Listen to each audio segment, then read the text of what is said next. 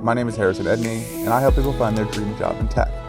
Behind every new technology is a team of people who have their own journeys and stories that enable them to create and innovate. In this series, we bring to life those stories that make the tech world what it is today. This is Infrastructure as Conversation. This is the people side of tech. Welcome everyone, this is Harrison Edney with Infrastructure as Conversation. Tonight I have Csillag with us. He is a tech superstar. He's been in the industry for over 2 decades, have worked at a lot of really cool companies, and that's what we're going to dive into tonight. So Drew, thanks for joining me. Thanks, great to be here. Awesome, cool. Well, I guess, I think the idea of this talk is really to give people an insight into the people who are in tech and how they got there and really what helped them along the way. So maybe the best place to start is just, what got you started? Yeah, my dad, when I was about 8 years old, bought a TI 99 4A computer. It was in retrospect, it was a piece of crap, but and he basically wanted it to do, because it was a financial cartridge that you could plug in, and he wanted to play chess on the thing. But I learned very quickly that it had BASIC on it.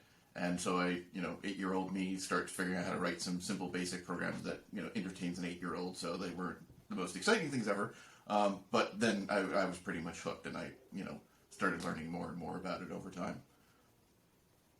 Okay, gotcha. And so I guess the progression from getting to do a little bit of basic and then that next stage of saying like, hey, I'm going to make this a career. Where did that shift sort of happen? What made you say like, oh, I really want to get further into this? It's probably, I don't know, my early teenage years. We had gotten a PC Junior at the time, and I had been writing, programs in BASIC. There was this thing called Turbo Pascal back then, and it turned out that my sister was dating a guy who also was a computer programmer, and he taught me a bunch of stuff. Oh. And then I was like age of 14 when I actually wound up writing a program for one of my dad's clients to do payroll, to do like time card calculations and stuff, and it was a whopping $50, but hey, 14-year-old me is like, hey, I like doing this. This is a lot of fun.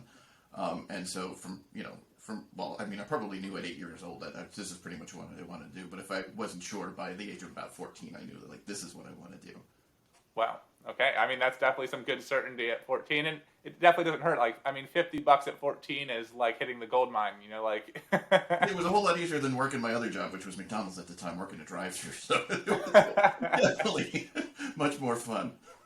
I hear that. Yeah, I definitely hear that. Okay, cool. So that was like, okay, I want to go make a career out of this, or at least go get a degree in it.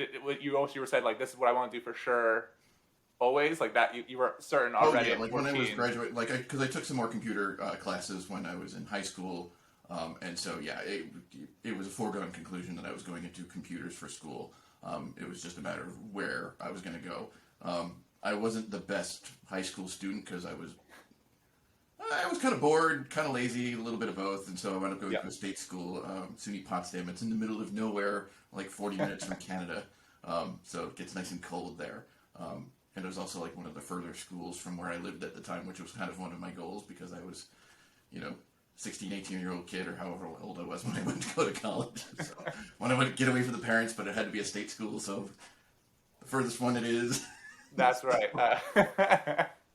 I like that. Yeah. I also went to a state school, and I was like 40 minutes. So I figured I was like just far enough away that they wouldn't pop by. But if I really needed like a home cooked meal or someone to do laundry, it was doable. Yeah.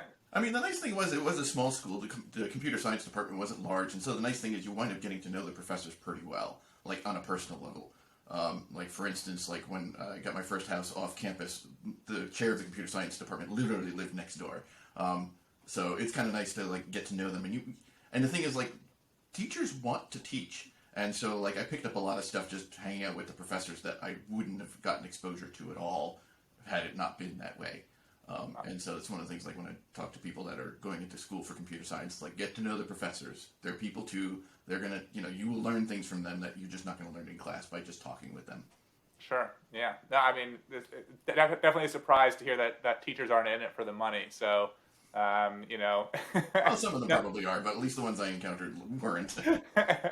No, but it definitely makes sense, and having the ability to probably sit more time with them, outside of just being in a classroom. Like I know for me, that was the most difficult thing about school was when it was just almost theoretical because we're talking textbooks and big ideas. It's very hard for me to say like, oh, that's super super interesting. But then, I'd go into office hours and speak with someone about what that really, the implications that has, or the applications really it has, and then it's like, whoa, okay, like that's cool. Yeah, I mean, like that was one of the things where like a couple of my friends were dual with math major and stuff, and like I took math, and like I'm good at math. Don't get me wrong, but like at least the way that math was presented to me was always in this theoretical sense. It's like, like when you're talking linear algebra, it's like an eigenvalue. That's nice. What can I actually use this for to do something with? Which to this day I couldn't tell you what it is.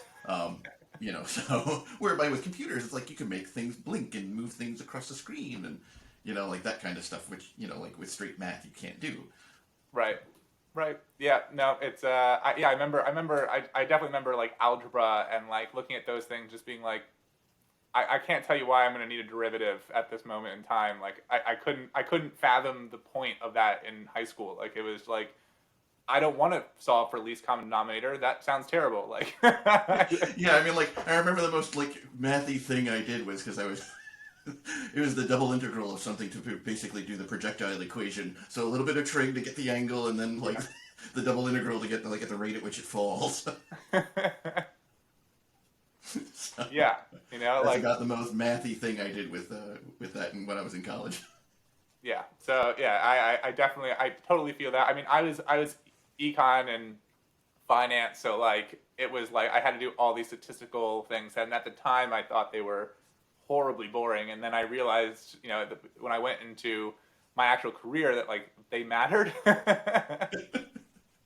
Yeah, I got exposed to econ. I had a small like micro econ or macro, I forget what it was, but like it was one of those courses that I just dreaded going in there, and it just like I remember like at any point in the class you knew exactly what your grade was, and so like as soon as I got to a B, I'm like, I'm done, I'm out.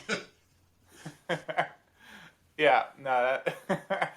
All right, then no, that it definitely makes sense. And so yeah, I mean, it's so interesting once you're actually in it and like experiencing it, and then seeing like, okay, now it's applicable, and so like, okay, that changes like how you invest, I guess, from that point on, and where you kind of go from there. And I mean, I think I briefly mentioned this, but like you have worked at some really amazing companies, whether it Google, Spotify, World Market, Dropbox, Datadog, Amazon. You've been through what some might call like the Fang gamut almost at this Heard that point. one. That's good. I'll have to remember that one. So I guess, one, in that sort of trajectory, what would you say was the sort of like pivot point in sort of like your career and pushing you to where you got to now? Yeah, I mean, getting hired at Google was really kind of like the key thing, because like once you have Google on your resume, I mean, like I don't know if that's still the case, but once you kind of get one of the big fangs on your resume, it's kind of your ticket to a whole bunch of places that you just wouldn't even get into, like a chance to even get interviewed at. It was kind of funny, like the way I got into Google to start with. I was working at a local company close to where I lived, and I get this, I get an email from Google saying they're interested in bringing me in for an interview, and I'm like, clearly this must be a mistake, but it turns out that somebody I worked with at a startup prior to that had referred me because he had gotten in, and so like I went on the interview like thinking this is a joke. I got no chance. I have to just say though, I like the presumption that they just sent you an email and said, "Well, we'll have you on an interview." Like. Yeah. And so anyway, so I going in there going like, I'm gonna have myself a good time, gonna have some lunch, and no worse for wear. I've got a job I'm happy at, so fine. And then I actually do really well in the interview and actually have a really good time and get the job and deal with imposter syndrome for probably about 2 years until I got promoted. Because clearly there has been some horrible mistake that was made that allowed me to get in there. Because, I've got a state degree from the middle of nowhere, and I'm sitting next to people with, postgraduate degrees in computer science from, like, MIT and Cornell and Stanford, and I'm like, okay, one of these things is not like the other. Right. Right. You were looking over your back the whole time, being like, okay, like when is the hammer gonna come down, and like. Yeah, and it's like like talking with my manager, he's like, you're doing well and all this stuff, and we're gonna put you, and eventually put you up for a promotion. And I'm like, oh, I don't know if I believe that. And finally, after I got promoted, I'm finally like, okay, I guess I'm good enough to work here. Yeah, I mean, I guess that the truth is, I think imposter syndrome is something that like a lot of people deal with. And it's not talked about. I mean, now I think it's being talked about a little bit more, but even still, people don't have an outlet for dealing with it or understanding it or really seeing through it. I think it could be cool to maybe just talk through like your experience with imposter syndrome. Where do you feel it most? How did it sort of affect you in your day to day? Well, I mean, like, the most thing was just like I was afraid of making a mistake because then they would find out, like that we clearly have made a mistake here. He needs to go right away. And so like that was kind of the thing. Like it's just being extra careful. And after a while, like after the imposter syndrome lets up, you realize it's like okay, like making mistakes is normal. It happens. Failure, isn't an option. It comes bundled for free. That's just the way it works. And so, and I see it a lot now, especially with the junior engineers, that I've worked with over the course of the years. And it's one of those things that, like, having been through it, I can help at least try to coach them through it and be like, okay, look, this is normal. It's okay. You're actually really good. You're doing very well. Please believe me. I'm really not lying. This wasn't a mistake. And it's just trying to convince them, like, really, like this wasn't a mistake. And after a while, I do find it seems like it does seem to help. I don't know that it cures them by any stretch. Like, I'm not sure exactly what cures imposter syndrome other than time and probably getting burned and being like, okay, like I couldn't have fooled them for this long. Eventually, like the game would come up and be done. Right. Either I'm really good at fooling them, or I've actually earned my right to be here. Like, well, I think everybody gets, like people who are suffering imposter syndrome eventually get to the point where like I'm not that good at fooling people. So clearly, at some point, like there's a certain threshold at which you cross where you're like, okay, I guess I'm actually good enough to be here. Yeah. No, that makes sense. Okay. So wait, I guess in terms of someone who's maybe going through imposter syndrome, other than sort of time being maybe the cure eventually, is there something that you think that they could do to, if they feel like they're feeling that like might help speed the process along, or like what should they might, having been through it and being a leader now for people, like, is there a good solution, I guess? Yeah, I mean, like, it kind of boils down to, like, you really kind of have to look around and see what the other people are doing, because we tend to see each other, like, see other people, especially other bright people, because this is where this happens, is that you look at them and you're like, oh, they know so much stuff that I don't. And you have to remember that, like, you know a lot of stuff that they don't know either. Like, it's not like, like if you look at the, the union and intersection of these things, it's like there's overlap in the middle that you clearly both have to know in order to be able to do the job. But the sets outside there are actually pretty sizable. And so just because you're around a whole bunch of people that know a whole bunch of stuff that you don't, it doesn't make them, make you any stupider. It just means that, like, you have, there's different places that are not in that intersection of stuff that you all know. And trying to come to grips with the truth of that kind of thing. And, but, like human beings, we are kind of like these weird, squishy meat machines. We wish we would be logical and rational, but we're not. And so it's trying to get through the fact that's like, no, this is actually the truth of the matter. But being just, I guess the big thing there is just realizing that, yes, there's people around you that know all sorts of stuff that you don't, but, like, stuff that they don't know too. And that's, I guess, maybe the key insight to try to dig into. If you have managers or other mentors that can help, like that can recognize the fact that this is what's going on, I think they can probably help a bit in convincing you, like, hey, this really wasn't a mistake. Right. That's sort of the idea of the manager. Hopefully, hopefully they're good and able to kind of recognize those things. It is really interesting. I think something that I've noticed, and I think it's partly people's nature in a sense, is to one assume that everyone knows what you know. So like, right, like I just assume that person is holding on the same sort of page as me, and then on top of that, like, they also, like, everyone is like super detailed and intricate in everything that they do, and not to say that people aren't complex, but like we always assume that like their depth goes beyond mine because they also know this one extra thing that I didn't know, which is sort of what you were talking about, that like they must be holding the same way that I am. They know all those things, but they also knew this. So like, yeah, like I remember, like we were working on this project, and I had dug real deep on this end of the thing, but they had dug real deep over here, and I'd be looking at them going, "How on earth did they do that?" And it's like, no, we just chose different areas of the stack to dig down to the bottom of, because I'm sure that they probably were thinking, going like, "How on earth did he manage to do that with this?" And whereby I'm looking at him and doing having the exact same question. Right. Yeah. No, and I think another interesting side of that might also be that a lot of times when presented with something, or you're talking with someone about like how to tackle something, people look at you and what you've done in the past and assume that that's really what you do. And so like showing a new side of yourself as well, and like other areas of expertise, isn't going to come naturally to that other person to assume that you have, So like that's the other side of it, is it's not just about you recognizing that others have, gaps in sort of their areas of expertise, but also recognize that they don't recognize that in you. They don't recognize that you might have areas outside of their own scope that you could be an expert in or add value to. And so it's probably part also getting your voice out there and expressing like, hey, like here's another way that we could solve this, or another way that I could bring value. Yeah, well, I mean, like, also part of it's just the nature of the fact is like people are going to talk about the things they know. They're not going to say like, well, I don't know about this and I don't know, but they're not going to go cataloging that stuff. That's not the way people are. But inside our heads, we know all the stuff we don't know, or at least we hope we know some of what we don't know. So like what you're receiving in is, like the sum of what people know, but like in your head, you're missing that up. You're not getting the list of things that they don't know. Yeah. Okay. No, yeah, I think that makes, perfect sense to me.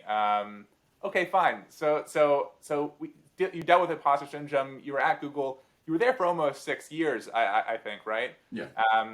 I mean, I'm sure you've worked on a lot of really interesting things there and got to, maybe just at Google, what were some like really interesting projects or things that, really helped you expand in terms of like the technological vision that you sort of work within?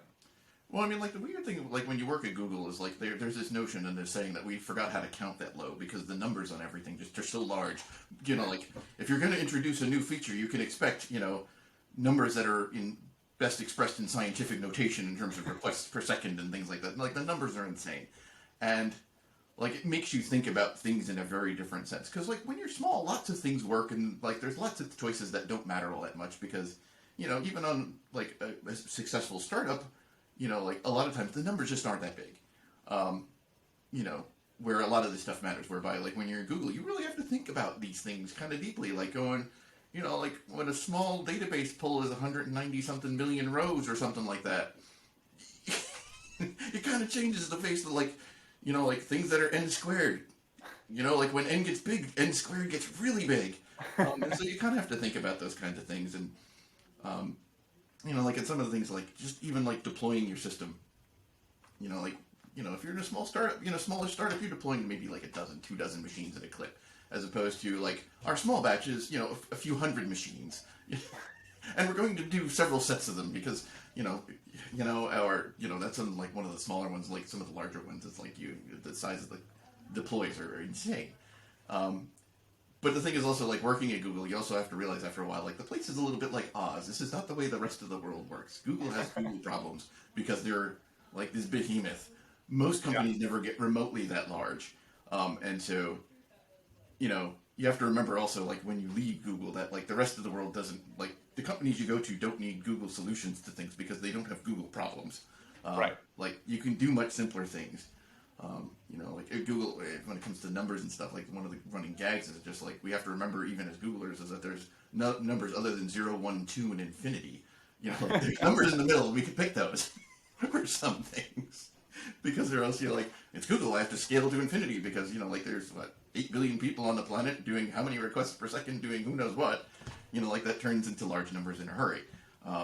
So you have to remember that, like, with 8 billion people, there is a limit to how much traffic they can actually generate. Although I'm sure it doesn't feel like it at the... No. Yeah. No, at the time, like, you go in there and your eyes are like this, going, oh, that's a whole lot of stuff. Okay. Maybe on that point, like, is there something that people who maybe end up going to a place like Google or one of the, Microsoft, Amazon, any one of those sort of, giants, I guess, in terms of just scale, like, is there anything that people should safeguard themselves from for not getting too wrapped up in or, like, getting too boiled down in the way that they operate? Yeah, I mean, like, again, it's more about when you leave. Like, going there, it's going to be a bit of a culture shock, just because of the size of things. And, I remember, like, in the first 2 weeks of, like, they have Noogler classes when you go to Google for the first 2 weeks, and they're all talking about how stuff's broken all the time, and you're coming in starstruck going, it's Google, stuff's broken all the time. This doesn't, a year and a half later, and you're like, stuff's broken all the time. This stuff. So, I mean, like, to be fair, I mean, like any company you're at for any length of time, everything is always broken in some fashion. That's the reason why we have jobs, right? But I think the main thing is just remembering, like, like the number of users and the number of requests per second does play into the way that Google and these large companies work. Just because, like, you know, if you're literally dealing with billions of requests a day on like one service, it's a very different thing than like a few million requests a day. Like, it's, you know, simply put, it's 3 orders of magnitude. So things things are just different. You know, at Google, they would say, like, every time that you add a digit to the number of anything, that you might have to redesign your system to be able to handle it. And they're not wrong, because, like, those kind of scaling concerns, like, things get different when you add more requests in ways that aren't always the most obvious. Sure. Okay. So then, going on to that, like the moment you choose to leave a place like Google, you obviously did eventually leave Google. I think you went to Spotify next. Yep. What was the decision making behind saying, like, hey, I'm going to leave Google, you know, and go somewhere else? Especially Spotify at the time. I mean, they weren't quite as cool as they necessarily are now. So, you know, like, what was the decision making process? What got you excited to make a move to another company like that?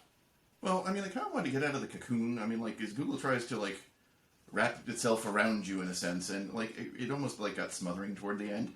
I was also, like, there was, like, a somewhat of burnout that was going on as well, because I was manager of the team for, like, almost until the end. I quit being the manager of the team that I was on shortly before I left. One of the things I learned early on is that you can't be 100% manager and 100% engineer, because that just doesn't work. With a little coaching, I might have done a little bit better, but I didn't. And so I was trying to do both, and obviously that's not going to work. And so, you know, I was self-perceiving as failure, even though everybody was actually happy with what I was doing, but I was just putting too much stress on myself. So I'm like, all right, between the cocoon effect and that, I'm like, all right, I just need to go someplace else for a while.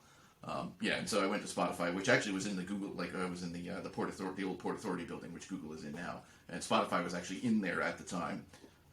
I managed, in the day that I was actually switching jobs, I managed to lock myself out of the building because I traded in the cards at the wrong time. Felt like a total heel. First day at a new job, I locked myself out. Cool. So, yeah, but I mean, like, I liked Spotify because, you know, like, their music. I am clearly a musician, and so it seemed very much up my alley. Okay, so it was just sort of being drawn towards something that obviously connected closer to home into your sort of personal interests, and not just like cool tech, and then wanting to step away from the bubble that is Google. You know, I think a lot of people are talking about now. You know, I think in London actually right now it's Mental Health Awareness Week. You know, I think ours is like in the winter here in the U.S. But yeah, it's really interesting, the idea of like getting out and spending time elsewhere outside of the office and outside of things. And I mean, Google's famous for creating the ultimate office that you never want to leave, right? So, like, what was that experience, by the way, being at a company that, like, you know, like your gym, restaurants, like whole life basically centered around the office? Yeah, well, I mean, I commuted in the city. I don't actually live in the city, and the San Francisco office, like this, the Mountain View office is very much more that way than the New York office was.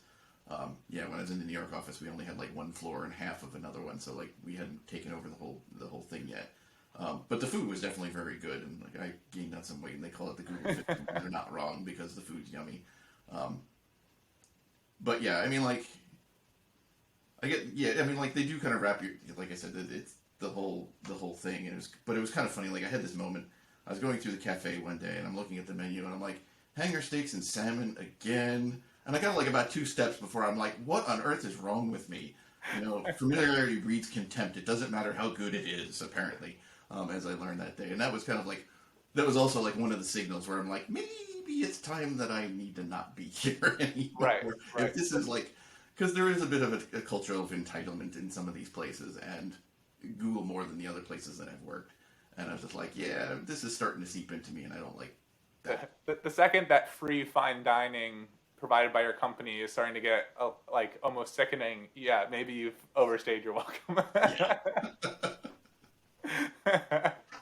So we've heard it here first. Clear indicator of it's time to move on is, you know, if you're in line looking at 3 different options for steaks and they all look bad, you know, you need to Yeah, something has gone wrong. It's time for you to consider maybe you don't belong there anymore. Yeah, absolutely. Okay, gotcha. So next is Spotify, and then you went to a couple different companies. Some of the big ones. I mean, World Market actually was a big company, and then you did a short stint at Amazon before going to Dropbox and then now Datadog. What was that progression like? Like, what made you choose some of these companies? And I mean, I guess a little bit of the elephant in the room. Amazon was like this short little blip on all those things. Like talk me through that. Yeah, well, I mean, like, because I was at Spotify. Well, I'll tell the Spotify and then go from the story there. Because the thing is, like, when I was at Spotify, they like Docker was this new thing, and we, like they saw the value of this thing immensely because, at the time, like, one of the problems you have is you have like thousands of machines, and they're all mostly the same, and the mostly the same is the part that kills you, is because the small differences is just like what causes outages and stuff. And so we saw Docker and like, this is a great idea. We need to do this because this way, like, we can install the thing on there and it will always be the same no matter which machine they put it on. So cool. Kubernetes and Mesos and all these things didn't exist, and so Spotify's like, we want to write one and do this, and so that's what we did, and it was called Helios. And we were doing well. It was actually doing really well, like in terms, at least within the company. We did actually open source it, although I don't know that it got any traction. And especially didn't because we went to DockerCon that year, and that's when Google announced Kubernetes and basically sucked all the oxygen out of the room. And so we're like, okay, well, Helios. After that, I'm kind of like, well, Helios isn't really a going concern. And I looked around within Spotify. There weren't any other teams that I really were kind of floating my boat. So I'm like, okay, I'll go someplace else.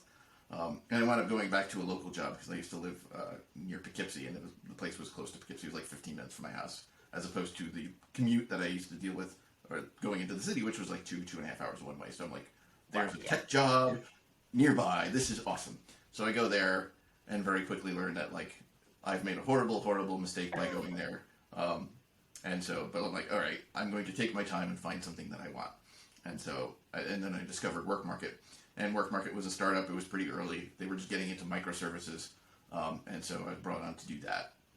Had a really good time there. Learned a lot. There were some great people that I still keep in contact with even today. But one of the things I learned, like toward the end, is just like the company was going to. I picked up because I was stalking one of the founders' calendars, and noticed signs that we were probably going to be acquired. And I'm like, okay, if we're going to get acquired, let me make, like one of the things in terms of making a deal is get a couple offers, find out which is the good one. Like, so this way, like, depending upon what you get, you can pick the best offer out of the deal. And I had offers from Amazon, Dropbox, and I was waiting to see like if there was going to be a retention deal or anything, or what the cash was going to be from when WorkMarket was acquired by ADP. The money from ADP was not forthcoming in the ways that I wanted it to, compared to what I was getting from Amazon and Dropbox. And basically, I picked Amazon because they were public and Dropbox wasn't at the time. And I'm like, okay, because when I was at Spotify, they're like, oh, we're going public in 18 months to 2 years. And, they went public, I think, in 2018, which was 6 years after I left or something like that. So, public means something. They're definitely, they wouldn't be the first company to, overestimate their ability to go public. Yeah. And so I picked Amazon. That turned out to be I got there and all the signs were like, this is bad, bad, bad. While I was there, I learned that there's an app called Blind, which allows people to talk about their job somewhat anonymously, but they prove the fact that you actually work there. And while I was there, I worked in an area called SSPA, which was Self-Service Performance Ads out of New York. And there was the shit show power rankings, which was like which departments were the biggest messes. And SSPA at the time when I left was number 2, and still probably I expected probably got to number 1 before I was done. The technical aspects and the other kind of stuff, I'm like, okay, that's a mess. That's fine. That's why you hire people like me. But there was a bunch of other stuff which I don't want to get into in a public forum. That I was kind of like, this is clearly not okay. Like, I'll give you something that's, I'll give you something like part of when you started Amazon, they give you this thing called a launch plan that's like documents to read, videos to watch, people to meet with. And in 6 weeks, I had gone through the list, which was about 30 people. And 25% of the people weren't in SSPA or either Amazon itself in the course of that brief 6-week period, if that gives you any clue as to how bad things were. And so I was just like, I called up Gus, who was the guy I was interviewing with at Dropbox. I'm like, is that offer still good? And he's like, we just need to talk, but yeah, basically. And I'm like, good. Talked to him, got confirmation from him, put in my 2 weeks notice at Amazon, and over to Dropbox I went. Wow. Okay. It sounded like you and 25% of the other people. Yeah, I mean, like the attrition from SSPA was rather dramatic over the next like month and a half or two after I left. It was impressive. I think they had 5 principal engineers when I was there. I think they were down to 0 within about a month. Yeah. Yeah, it was not pretty. No, I mean, I think that's something that's just really interesting about, like, I mean, one, workplace culture, but like tech culture as a whole, and like how organizations basically, where they focus, right? Because I think, Amazon versus Google in terms of like employee retention are very, very different things, despite both working on very similar problems in some sense, So like, the question is like, why? What leads to that? And I mean, I've always heard the argument really is that Google wants to spend time on investing in their employees, so their employees are creative and comes out with products that they can try to push out. And ultimately, Google's also more interested in the ad revenue and what that product can bring to them. So creating people to come up with new things that bring in new people in terms of viewers or, just product people, Yeah. Is the ultimate goal. Whereas Amazon is entirely customer focused, and Yeah, so that was. Yeah, like and after Google, like one of the big things that for me was like I wanted to work for companies that really weren't funded by ads, that like the users were paying, or the users' companies that they worked for, as opposed to being funded by ads. Just because there's this, the company wants to serve the users, but they still have to please the people that give them the gold. And so, like when push comes to shove, guess who wins? Whereby, like if the users are the ones paying, well, then the interests there are aligned, and that kind of like they don't try to basically do the screw the user thing. Right. And so that was, in the companies after I came up to that conclusion, that's where I went. Yeah, I mean, I know that's been the downfall of like almost every service I've ever loved at Google has been, that their sunset program is, almost more expansive than pretty much anything else that they've ever done, and that says a lot for how big Google is. Yeah, there's like the Google Graveyard website. I forget what's in there, and it's like just the sheer number of things in there. Which I mean, like I guess in some ways is interesting because like they want to try a bunch of stuff, and so that means a bunch of stuff is going to fail, and some of the stuff comes out. But yeah, I'd be kind of curious to see like out of the since Gmail, like of the new products that they've launched, which ones have stuck. I'd really be kind of curious to know what that was. Well, I mean, I thought Gmail was going to get replaced. I don't know if you ever used Inbox, but like I was a fanatic. I thought Inbox was the future. I was so certain of it. I'd like switched everything over to it. Like I told everyone about it, and then like I got the notice that like in a year they were going to be sunsetting it, and I was like, I mean, it tore me up. Yeah, no, I mean, like when I got out of Google, I basically tried to de-Google my life. Like that's when I actually got like my own domain and started like looking for other hosting things, or just being like, yeah, I'm not going to use Google for that. All right, yeah, fair enough. Okay, what's I mean, I think that talking about culture as a whole, then in like tech, I mean, there's a lot to talk about, obviously, but maybe we could just start from like a much broader picture. What's something about tech as a whole that you really love? I love the fact that you get we work mostly in thought stuff. I mean, we're moving around little bits, microscopic bits on substrates that are like spinning rust, or like modifying the quantum states of things in transistors, and like that makes all this weird stuff possible. Like we can me and my wife would be texting her on the couch, and we're like, okay, we're probably using billions of dollars worth of computer hardware to send a message 6 feet. Like, but the things that it enables is just like, as just a technology thing, it's kind of incredible. Like we enable like time wasting on a massive scale, but I mean, like from an actual productivity thing, we allow we and we create this almost in some sense almost from nothing. It's kind of like the way that it kind of feels, which is kind of unique as opposed to most other things. Like when you're building stuff, you start with like a hunk of steel or a hunk of wood or ingredients and all this other stuff. We start from nothing. Yeah. Which is kind of weird. It's I mean, about as creative, like ex nihilo creation as you can get, I suppose. But well, we start with a computer though. Yeah, no, that's true. It's very, very interesting, and then it's interesting to see how it all comes together. And I know for me, I've always been very into tech. And it started also like my dad was in IT, and was very involved in like just we had computers growing up, and we had all these things. We always liked the new gadget, and so I definitely was very, very always focused on hardware, and then the software was secondary. And sort of just the way that I sort of grew up, but even with that sort of the future to me was always this like what IoT is now, and like my home, my lights are controlled by by Wi-Fi, my speakers, my TV, like literally everything. It can now be turned off and on or changed colors from speaking to Google, right? Yeah, I mean it's kind of interesting because like I like in my personal life outside of like what I do for a living, like I'm very low tech in many ways.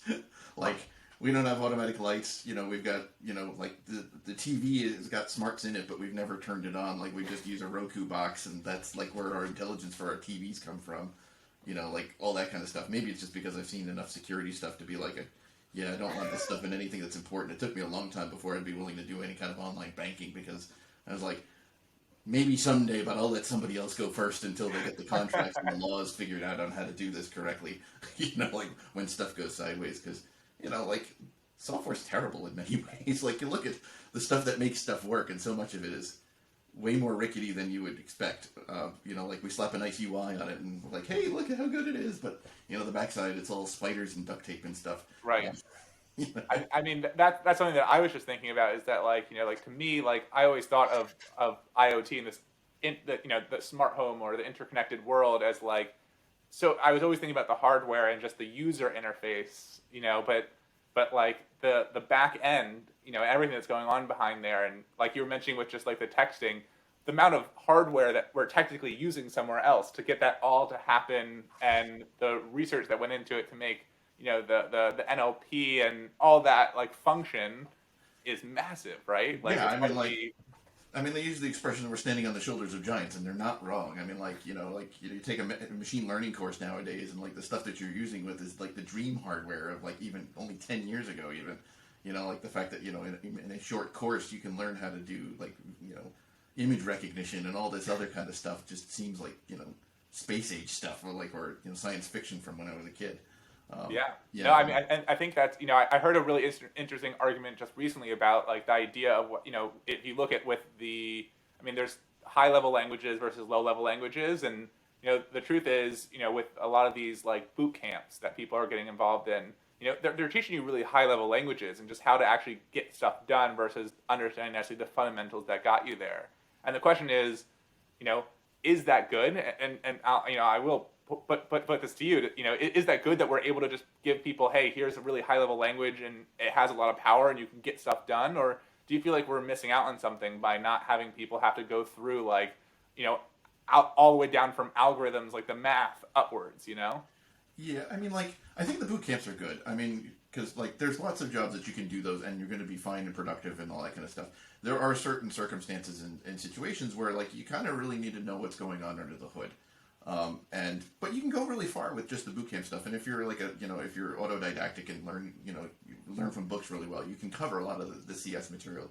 And plus with, like, Udemy and Khan Academy and all these, I mean, there's lots of other places that you can learn this stuff, so you don't need, like, once upon a time, like, you had to go to school because that's the only place I taught it. But nowadays, there's plenty of online opportunities to learn it. But I think for a lot of cases, like the bootcamp stuff, like most websites that get built are not that complicated things. Like I said, most startups are small. Like, and all those things, like those things aren't going to bite you in the behind until much, much later, until the scale goes up, the complexity goes way up. Like, and so, the fact that you don't necessarily know how a red-black tree works under the hood or how your map works, like how the map data structure works in JavaScript because of this or that or whatever, like, in most cases, you're not going to have to care. There are edge cases where you're going to care very, very much, but those are pretty far and few between. Right. And when you are still a startup and you don't have to care about, let's say, like how the investors view that era, then you're right. It doesn't even come into any sort of like, who cares, Yeah, well, I mean, like it's sort of in the startup life cycle. Like, there's, you know, like when you're early and for a good long time, like compliance doesn't really matter a whole lot to you, except in certain industries. Like it's Yeah. once you become big or you become public or you become, you know, acquired by some other larger company that like all these compliance things and security things matter a whole lot because now you're, you know, like because your customers are going to care that you're FedRAMP certified or, you know, you've become big enough that people are actually starting to try to break into your security defenses and things like this, you know. But when you're small, you're, you know, like, yes, you could be, you know, attacked by hackers, but, you know, you're just not like the big fish because there's bigger money elsewhere for them to do what they want to do. Right. And so, yeah, Right. yeah. So, I mean, like, again, I think the boot camps are good. I think it helps people get jobs. I mean, like, they're learning stuff. And, you know, like, sometimes like, we've had boot camp programs at Dropbox where they would bring in people that were in boot camps and, like, put them through a mentorship program and get them up to speed. And it worked really, really well. So, yeah, I mean, like, and it's something that I think more companies should probably do if they've got the bandwidth to do it, because, you know, they're usually really bright people that want to learn. I mean, that's the reason why they go to a boot camp is because they want to learn, and like that desire to learn is the ingredient that makes you successful in this job. Because the thing is, like, there's always something new. You know, whether it's a new bug that you've encountered that you now need to basically go in with no idea of what you're doing and figure it out, or there's new technology, or you're going to get dropped into this problem where you're like, I don't know any of what this is going on. I mean, like, I tell people, like, probably a good 30-40% of my career has been, like, the I don't know what I'm doing meme. Because, like, I would just throw myself in there and be like, I don't know how any of this works, but I'm going to go figure it out. And just go through the whole learning experience. There's actually a great poem that I learned. It was published in the Communications, the ACM. I would tell people that if you're in this industry, subscribe to the magazine. Maybe only one well, you could become a member of the ACM and they give you the magazine. But, like, in every magazine, there may only be one article that actually applies to you, but it's really, really worth your time to read it. But anyway, there was a poem by this guy, I think his name was Peter Deming, called The Beginner's Creed. And it was originally aimed at new computer science grads, and it's basically all about the experiences of going into something and being afraid because you don't know what you're doing. You don't even know what the right words are to describe the thing, but it's just like, this is part of being a beginner, and basically that it gets better.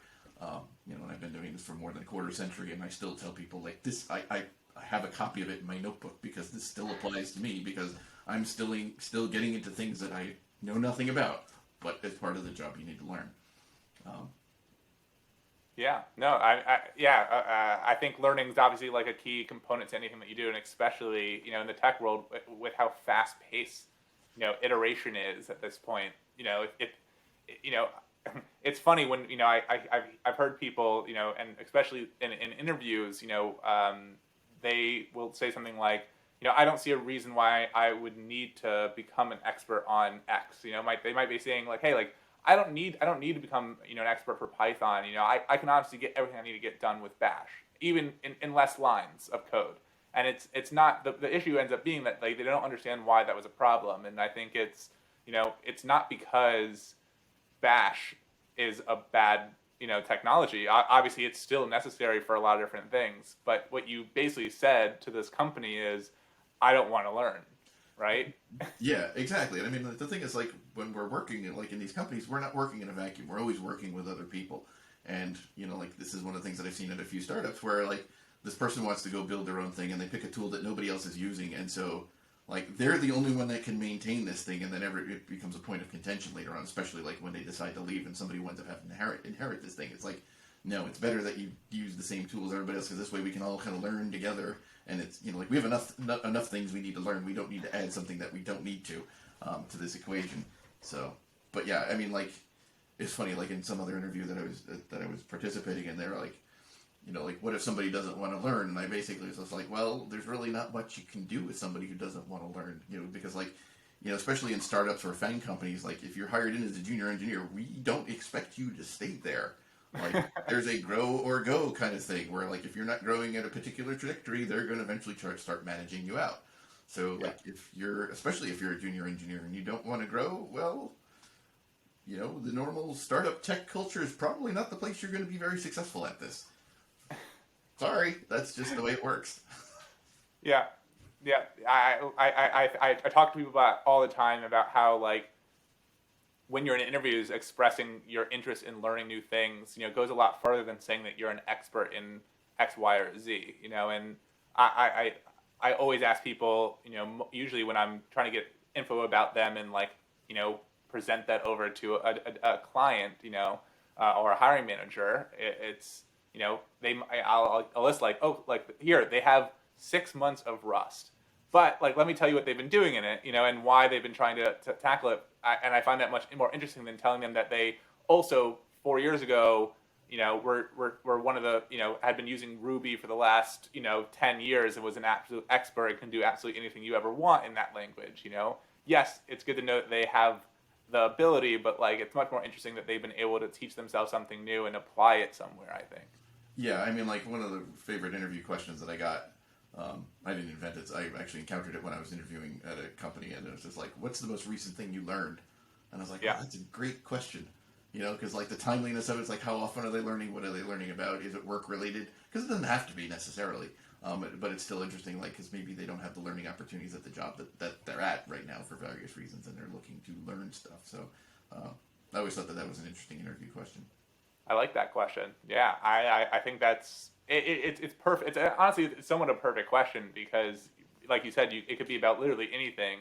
And I know that I've my first foray actually into technical recruitment and recruitment in general. I went from working at a hedge fund to going into sort of this world of recruitment because I really loved the idea of the relationships, but they actually, one of their presentations was that I had to do for the job. Their last presentation involved taking something that you recently learned and applying it. And like, I remember that I gave over something that was entirely outside of it had nothing to do with the job. It had nothing to do with the industry. It had just something that I thought was like really, really interesting that I learned personally with actually like a friend of mine that we had like a learning thing that we did basically every day with each other, like we were learning through something, and I gave it over, and I remember them coming up to me afterwards and being like, that was really fascinating. I think like it was the most unique like presentation that we've had in the last few months,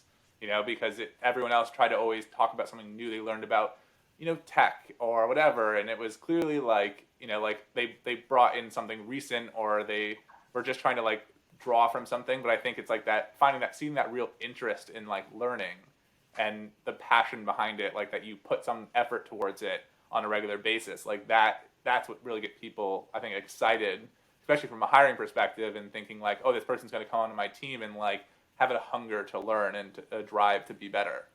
Well, yeah, I mean, because like it goes to passion, and that's like, yes, we're not always passionate about what we're doing at our day jobs all the time, like dirty secret to everybody. But I mean, like, being passionate about something means that you've got that drive there that you want to learn. Because I mean, like, I have dealt with, coworkers and candidates where it's like, okay, they got 10 years of experience, but it's 10 years of the same year of experience over and over and over again. And it's just like, okay, it's a little bit different. Like, if they're constantly learning, they're not going to have the same year of experience over and over again. It's going to be, a progression of growth as they learn new things, as their talent stack expands, because like as your talent stack expands, like you're able to take views of things that other people can't, just because you've had the experiences of doing these other things, even if they're not even directly related to what you're doing.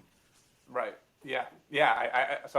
I mean, that learning, that growth trajectory, I mean, just getting with, tech as a whole right now, it means that you really probably have to learn. You have to be ready for new things. I mean, and I think maybe something that could be interesting, and I've been trying to think about like what's next, and I always think from a very user, customer standpoint of like, how am I going to be using something, what am I going to be doing? But I'm sure, given sort of just where you've worked, and like if you look at even Datadog you're at now, and it's really like such back end. It's this product that is being used by businesses to support customers. Maybe there's something in technology that isn't really a focus right now, or that regular people like myself, who's not maybe working in that space, aren't paying enough attention to. Is there some technology you think it could be in a few years out, or in 10 years you think could be like the future of tech that we're only just barely starting to scratch the surface in? Yeah, it's funny because like my tech visionary in the large scope was really good when I was in like college in my early years, because I was just like, Linux and having like one cable that comes into your house instead of the 2 or 3, whatever it was at the time. I called that. My dad was fascinated by the fact that I was such a prognosticator. But nowadays, I don't usually have the vision on the consumer side so much anymore. I mean, like, the internet is obviously going to do a thing, you know, like, the browsers will get more complicated, but I don't have anything in particular that I'm expecting to see. Um, one of the, yeah, I mean, like, as far as tech goes, I don't see, like, my vision skills aren't that good. Like, within Datadog, that's pretty much where I've been expending my vision skills to see, okay, like, within what I do at Datadog, what should things look like as the end product, irrespective of where they happen to be, and then trying to figure out, obviously, from there how to get there. But that's more of a day job thing rather than answering your actual question. Do you see? I mean, on that sort of like same line of thinking, you know, is there a way that we approach software, you know, or you know, look at certain technologies that we're using for you know infrastructure or back end that you think could change things, you know, entirely or flip things on its head in terms of how we're approaching that, or do you feel like it's more of just an iteration and an evolution on what we're already doing? Yeah, I mean, like, I think most things, like, you know, like databases and data stores and stuff like that, it's mostly going to be iterative. Yes, you see things like Cockroach, which are awesome. You know, and like graph databases are becoming a thing. And they'll probably get more mature. I mean, they're still on, you know, fairly early right now, and like, you know, they have their own interesting issues and operationally speaking and that kind of stuff, whereby, like, you know, MySQL, Postgres, you know, obviously it's never a solved problem, but they're much further along that road. I mean, I think, you know, everything being in the cloud, that's obviously nowadays, it's now that's the norm. That wasn't the case. But there's probably going to be more stuff of pushing stuff more, even like there's more services, like once upon a time you used to have to stand up your own metrics and logging stacks if you wanted to go do this kind of stuff, and now Datadog has taken that away, because I've had, you know, I had to do that at a previous job and it was a pain in the neck, and I'm glad that Datadog exists, because if I ever go to a startup that doesn't have one, I never want to stand one up again. I'd rather just pay somebody else to do it, because whatever it is I'm doing, I'm sure that metrics and logging and observability is not going to be the core competency of whatever company I'm going to be at. But I think you'll find more and more. You mean except for now at Datadog? Well, yeah, well, of course, I'm at Datadog right now. Yeah, of course, we want that to be our core competence because it's literally our product. But if I go to a company where that's not the product, yeah, you know, like, I don't want to be making metrics and this kind of stuff a core competency. I'd rather just outsource it. And so I think even within the cloud, especially now that they have like cloud installers for things, I think you'll find that more and more of these base things that you normally have to have, like, you know, it's sort of like the utilities. If you're doing stuff, you know, you need metrics, you need logs, you need whatever, all these other things, like Kafka is now being somewhat, you know, like now you can just point and click and get a Kafka cluster up in AWS, and there's going to be more and more things that are just point and click to be able to get these things up, as opposed to actually having to deal with them yourself anymore. And I think that the tooling and the operation of those things will just get better and better. You know, where does the commoditization, like the commoditization of the base planes of these things, like, it's going to keep going up, but exactly where it stops, I don't know, because at the end of the day, you actually have to still build a product that people want to pay for at some point. So, you know, I assume that the building blocks will just get bigger and bigger and more functional. Yeah, I think iterative, and at this point, I feel like that's, you know, the truth is it's usually very hard to see that like next evolutionary thing until it happens, right? Because until then, we only see the world in sort of the way that we view it, you know, and seeing outside that scope.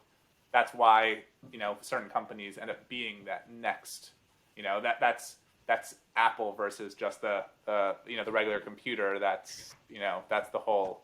Yeah, I mean, it's one of the reasons why, like, I do this, and it's the reason why we got talking in the first place, is because I'll talk to recruiters and I'll go on interviews every once in a while, just because, like, I want to make sure that I'm popping my own bubble with the stuff that I see, because, like, when you're at the job, you know, you see the same thing all the time, and it's like, if you don't get out and see what other people are doing, there's very possibility that you're going to miss things that are coming that, you know, might catch you flat-footed if you're not careful.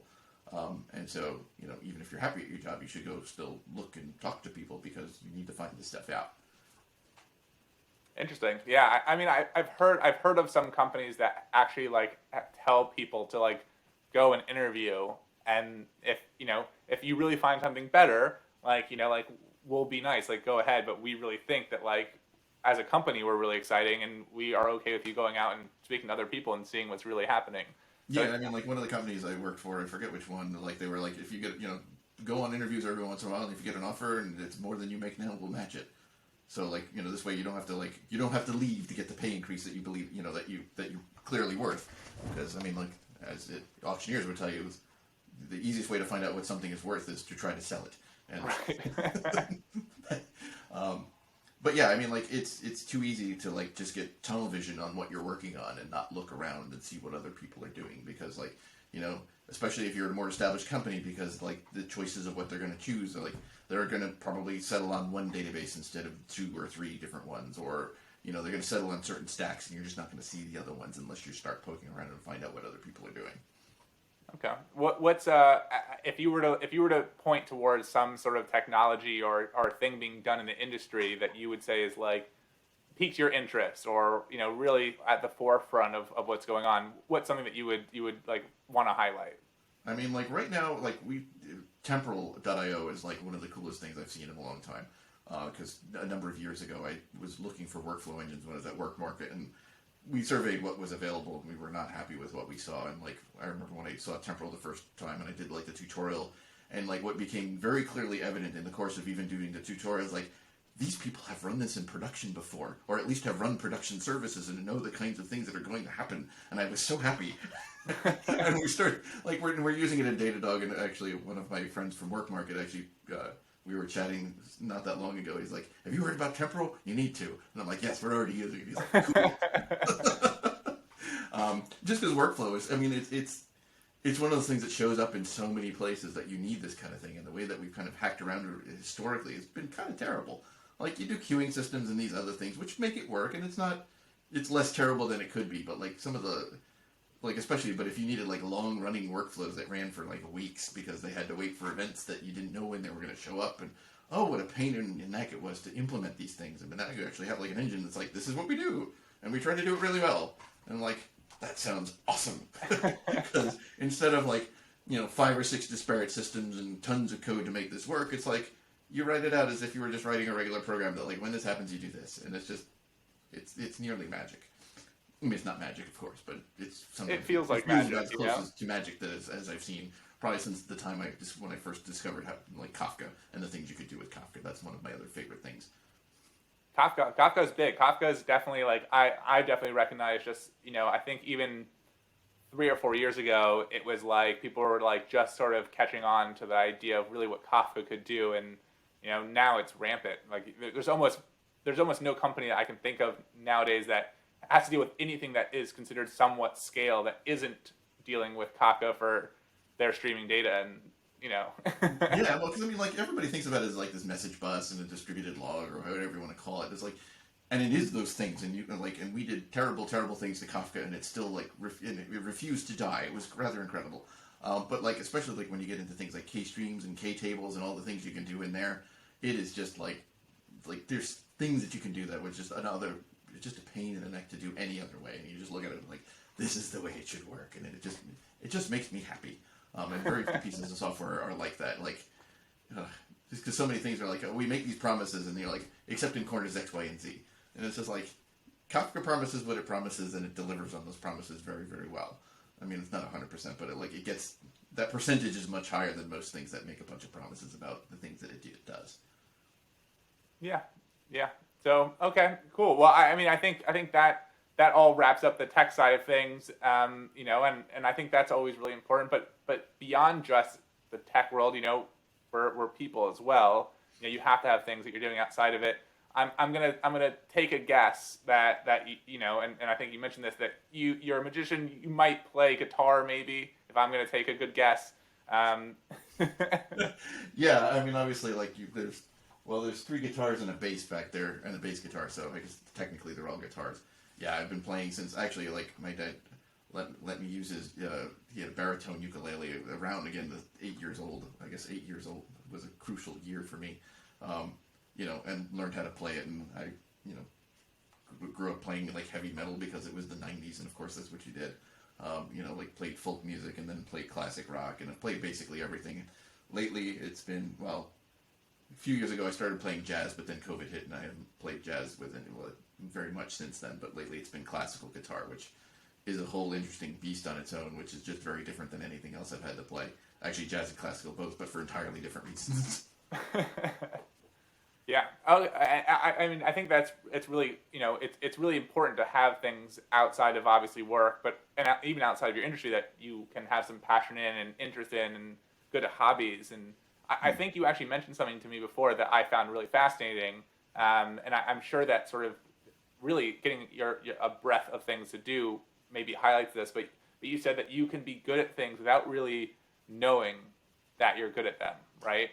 Yeah, well, yeah, it's more like be good at something, but not entirely sure what it is that you're doing that makes it work. Yeah, it's actually somewhat been a frustration that I've finally been working through the last few years, because I've been in software leadership positions since Google at least, and even somewhat before then, and I've been good at it. But like, if you'd asked me what it was I was doing, I wouldn't have been able to give you an answer. In fact, I remember when I was working at Work Market, my boss were having a discussion about something. I'm like, I'm just going to do whatever it is that I actually do here and make stuff happen. And I kind of laughed about it, but like, it got me thinking, like, what is it that I actually do? And I didn't really, like, if you'd asked me like in detail what I did, I really couldn't have told you.